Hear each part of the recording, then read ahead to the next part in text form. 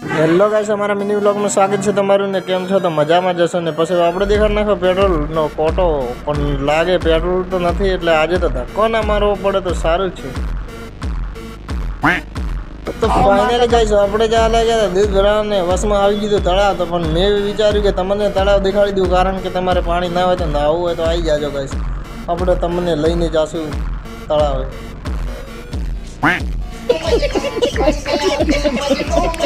તો ફાઇનલી આપણે પહોંચ્યા પેટ્રોલ પંપે ને પૂરી નાખી 5000નું પેટ્રોલ ગાઈસ દેખો. અને આપણો ફરી વીરી નાખ્યો કેમેરો ને કોઈના ભાડા એટલે આપણે આપી દીધા પૈસા 5000 રૂપિયા.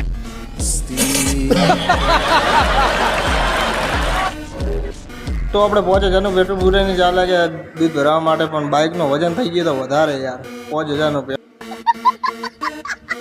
તો ફાઇનલી આપણે દૂધ બીજું ભરાઈને આવવા લાગે ઘર બાજુ ને આપણે દેખાડી દીધું કાચમાં આપણું મોઢું પણ નાયા નતા યાર તો બી દેખાડ નાખ્યો અને પછી ફાઇનલી આપણે પહોંચી ગયા આયા ઘરે.